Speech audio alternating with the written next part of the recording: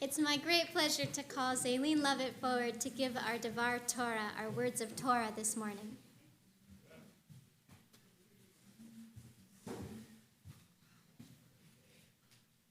Good Shabbos, everybody. February is Jewish Disabilities Awareness and Acceptance Inclusion Month, and our inclusion initiative has been very active in this synagogue for several years, and so we've gotten together today to observe that month and to acknowledge that we do this all year long. And we welcome the guests from Chai and thank those of you who are members and buddying up with them for being so welcoming. In this Parsha, many thoughts and happenings are shared, and the one that seems most prominent involves the establishment of a judicial system. No question that's very important, but there is another item that caught my attention: the relationship between Jethro and Moses.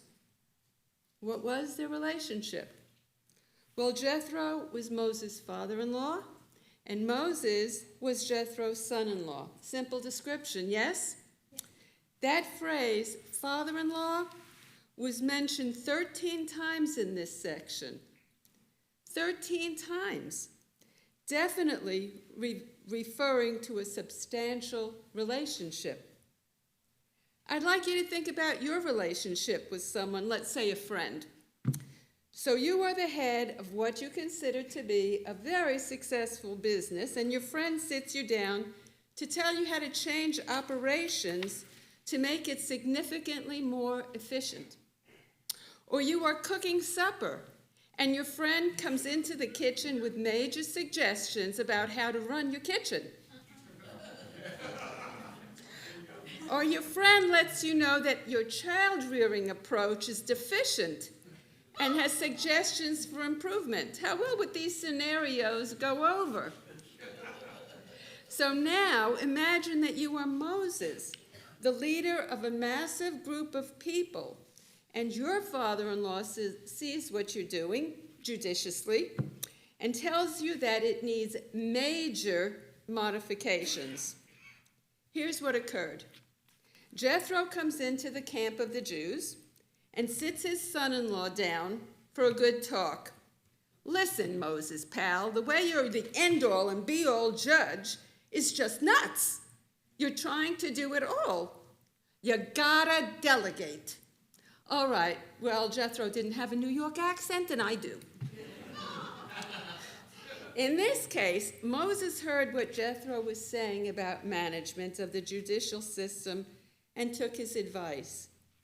Did we hear one word of resentment from Moses about this uninvited input? No. I believe that Moses' acceptance of Jethro's advice could only have happened if the basic relationship between these two people was strong. What made their relationship strong? Think about how it was forged. Moses came into Jethro's realm, married his daughter, and was accepted. Moses, the other, the different one. Why was he the other, the different one? Well, he was a stranger, a child of slaves, a fugitive, a stutterer. 4 challenges, or we might even say 4 different handicaps. Handicaps, barriers to acceptance and successful functioning. Stuttering followed Moses throughout his leadership years, actually throughout his entire life.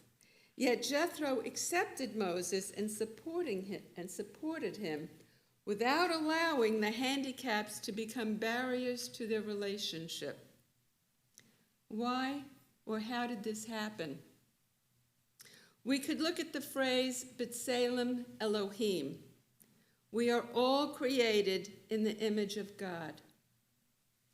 Jethro knew this and lived by that value, and this is what made their relationship strong. Now look at yourself and think about whether you currently are or ever spent a portion of your life where the label handicapped might have applied to you, where a condition might have been a barrier, or where you could have been judged or criticized because of this condition. Let's play a game. In a moment, I'm going to ask you to stand up and to close your eyes. And I will say a condition that might be considered a handicap. If it applies, or at one time applied to you, then what you're going to do is sit down with your eyes closed. Now, I want you to stand up. Everybody stand up. And look around to see how many people are standing. Okay, now close your eyes.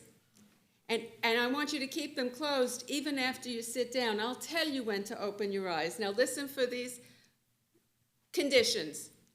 Okay? And I'm going to do them quickly, so you're going to have to really listen. Do you have a vision issue? Wear eyeglasses or contact lenses? Had cataract surgery, LASIK surgery, the lazy eye, something involving your eyes? Sit down. Do you have hearing issues? Wear or need a hearing aid? Sit down, no peeking. Do you have Parkinson's, epilepsy, ADD or ADHD? Sit down, no peeking. Do you have diabetes? Do you have digestive challenges, Crohn's, food allergies, irritable bowel syndrome? Have you had hip, knee, or rotator cuff replacement? Do you have any learning disabilities? They could involve reading, math, writing, or spatial issues. Are you dealing with memory issues? Do you use crutches, a cane, a walker, or a wheelchair? Do you have emotional challenges like anger management, problems with interpersonal relationships at home or at work? Remember, no peeking while you're sitting. Do you have insomnia or sleep apnea? Do you have COPD or asthma? Do you take happy pills to help deal with depression, anxiety, irritability, or some like condition?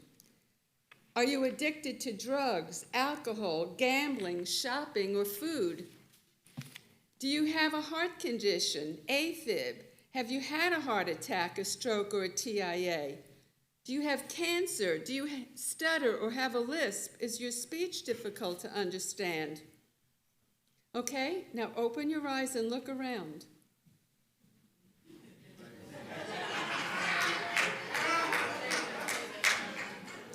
At the beginning of this game, everyone was standing, remember? What does this tell you? The object of this game was to demonstrate that all of us could be dealing with challenges, or in some way dealing with potential handicaps. Note that word, potential. Those conditions could be handicaps or could just be conditions.